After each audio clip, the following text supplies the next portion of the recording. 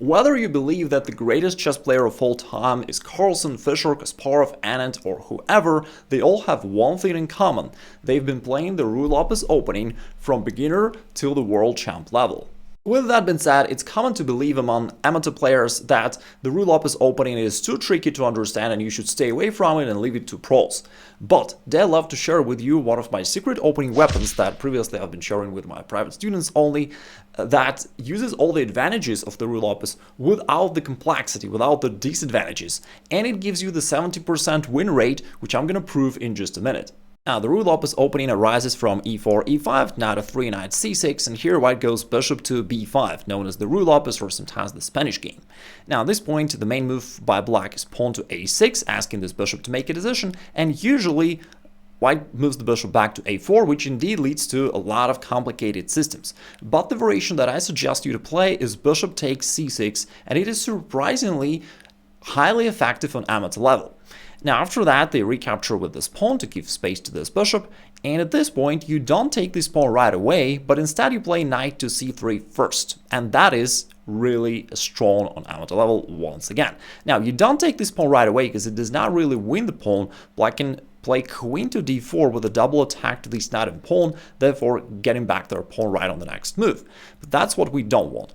But after knight to c3, you protected your own pawn on e4, and therefore the threat of you capturing their pawn on e5 is now real. And now let's look at the database, and I'll show you the beauty of this variation.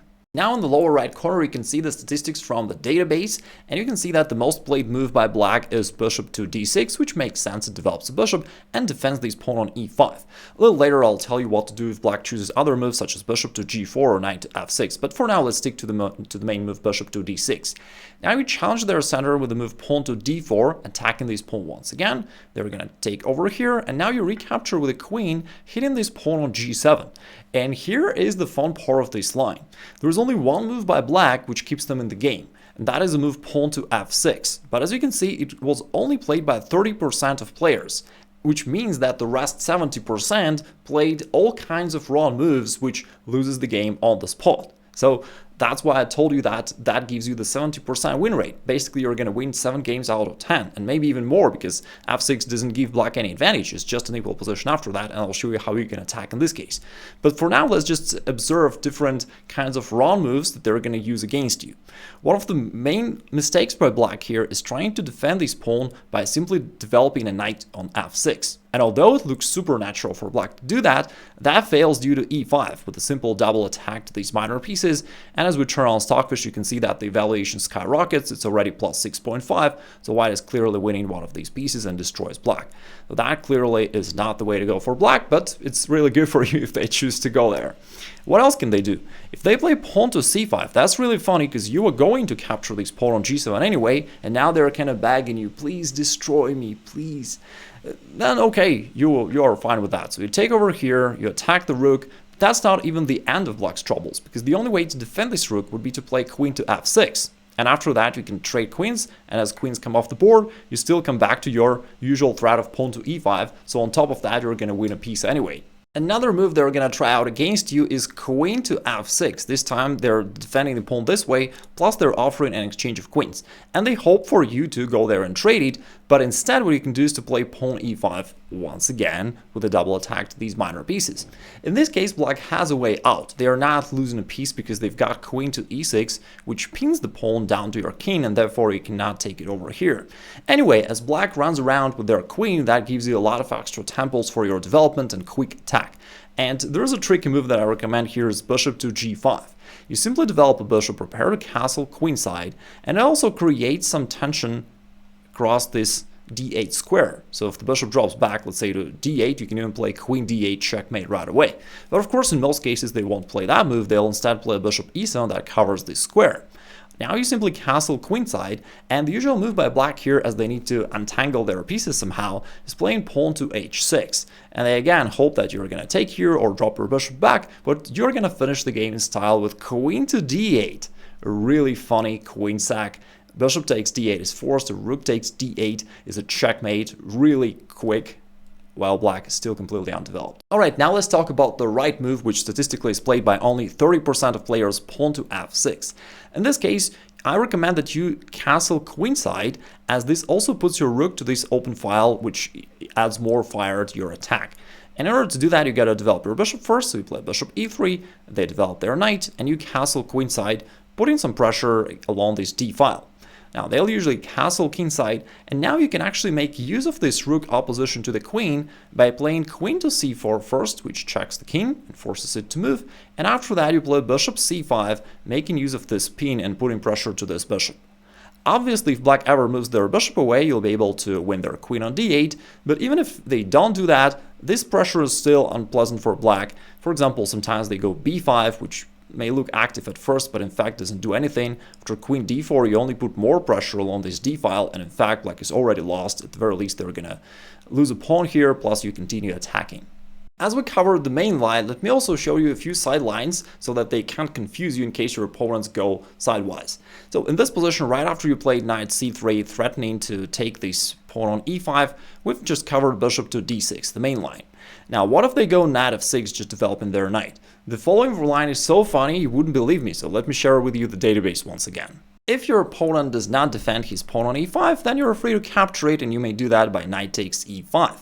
Now, in this case, you can see that the most common move by black is queen to d4, as they aim to get their pawn back. But after queen to d4, they're trying to double attack, your central pawns and pieces, but you just play knight to f3, dropping the knight back, as well as counter-attacking this queen. And the fun part of that is, if you look at the lower right corner, you can see that the main move by black, most common move, is knight takes e4. So they just blunder a queen in one move, which obviously gives you a completely winning game. So white won here 96% of games, leaving 4% for nonsense. I mean, that should be completely winning by white.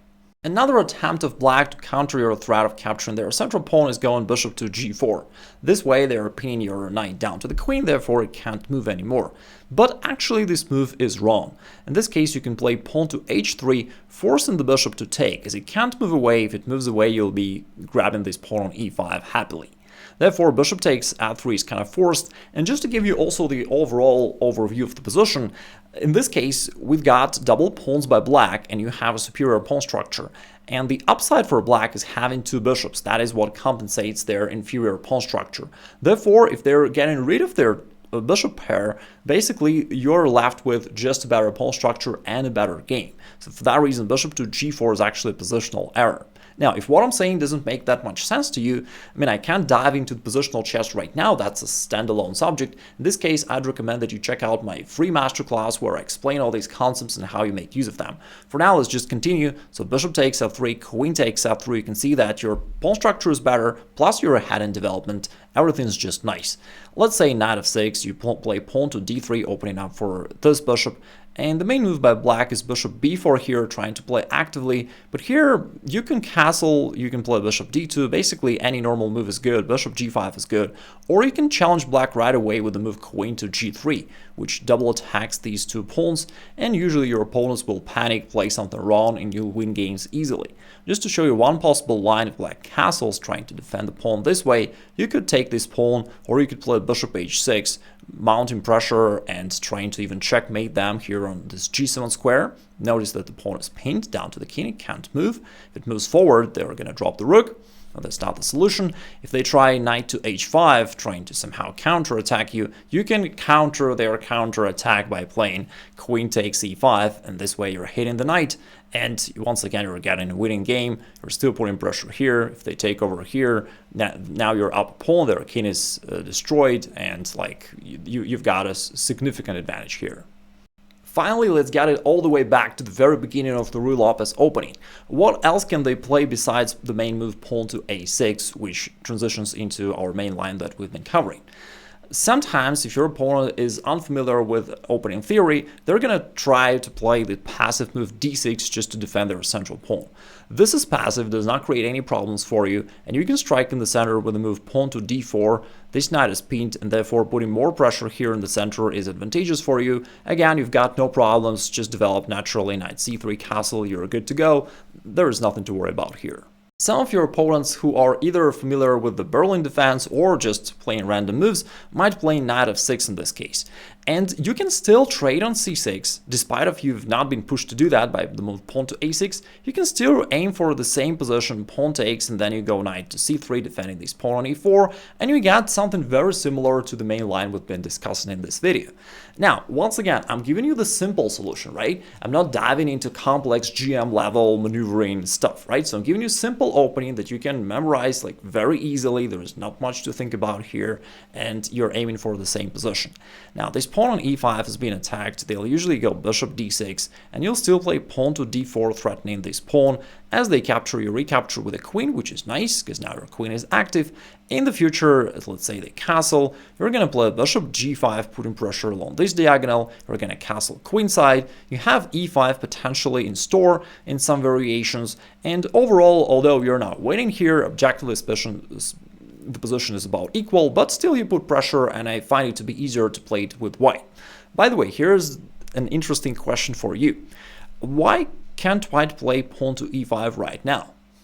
Can you find the solution for black? Let me flip the board, because it's black to play. Let this be our puzzle of the day. It is black to play, and if you can't find the way out for black, please write it down in the comments below. If you aren't a proud member of the Igor Nation yet, we can fix this problem really quickly by hitting this subscribe button and hitting the bell so that we can crush your opponents together. And of course, generally speaking, if you enjoyed this video and want to dive a little bit deeper and understand the Ruy Lopez better, I've got a quick crash course about this video. A lot of people told me that it's been super helpful and they understood it better than ever, so you may check it out right here.